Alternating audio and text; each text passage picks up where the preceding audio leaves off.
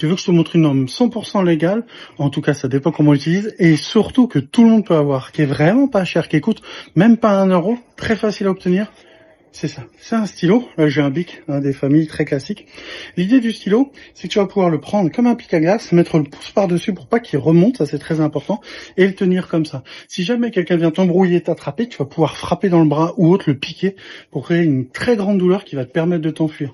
En cas extrême, on peut même attaquer le corps ou le cou, mais ça c'est vraiment le cas extrême. Mais l'importance du stylo, c'est que quand on sait pas trop se battre, les poings, les coudes, des fois ça peut être difficile, c'est des armes qui sont pas forcément aiguisées.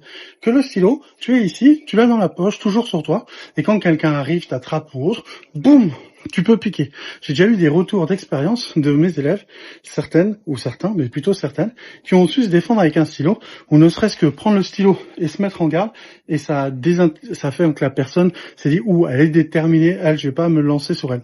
Donc l'important, c'est de prendre le stylo et pouvoir se défendre, et que ça soit le stylo, une clé de voiture, une clé de maison, n'importe quoi. Il n'y a pas de règle dans la rue, n'oublie pas ça.